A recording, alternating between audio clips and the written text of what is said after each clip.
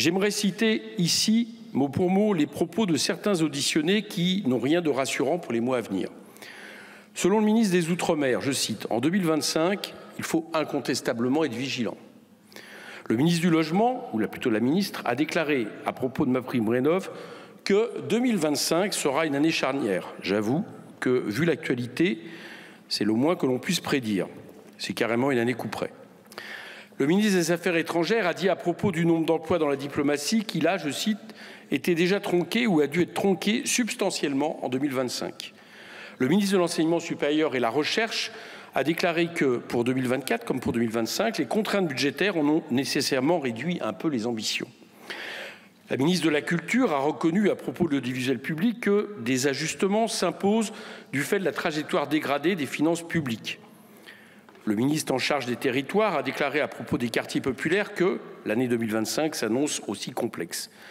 Chers collègues, quand on entend tous ces propos, diplomatiques certes, mais qui disent une certaine tendance de ce que pensent aujourd'hui certains ministres, quand on entend tout ça, on est donc fondé à être inquiet d'une tendance qui semble s'installer où les budgets ne sont plus votés et sont, en plus de ça, trompeurs, dans le sens où ils sont modifiés quelque temps après. Je dis donc attention, attention aux apprentis sorciers qui veulent encore diminuer les budgets de l'État, alors que ce confirment les auditions, c'est que ces budgets sont déjà à l'os. D'ailleurs, je dois dire que, d'après les informations qu'on a, ce qui a été demandé au ministère pour de faire remonter leurs dépenses prévues pour 2026 n'a pas eu vraiment l'effet escompté, parce que moi, ce qu'on m'explique, c'est que tout ça est plutôt en hausse, y compris en termes de personnel.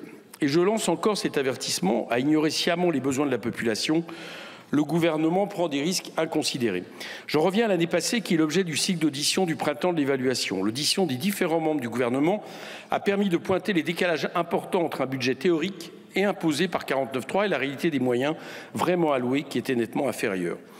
C'est notamment le cas en 2024 des moyens alloués au sens large à l'enseignement supérieur et à la recherche qui ont bien baissé en cours d'année en passant de 32,3 milliards d'euros prévus à 31,5 milliards en réalité. Il y a donc 800 millions qui ont été retirés aux universités et aux chercheurs en cours d'année 2024.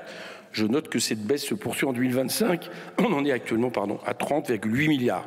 N'en déplaise, c'est un petit message que je lui envoie, au ministre Baptiste qui ne souhaitait visiblement pas rendre de compte à ce titre lors de son audition, alors que son ministère est chef de file de la mission interministérielle et prend une très grosse part de ces crédits.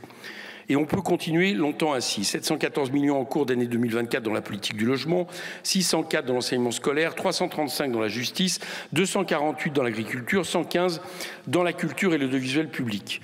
Mais ces auditions du printemps de l'évaluation ne devraient pas traiter que des dépenses. Elles devraient traiter également du problème des recettes qui est causé par la politique de l'offre et surtout cette nouvelle politique fiscale menée depuis 2017 qui, vous le savez, prive l'État de 60 milliards de recettes d'euros par an et malheureusement surtout au bénéfice des ultra-riches et des très grandes entreprises et au déficit de la grande majorité des Français.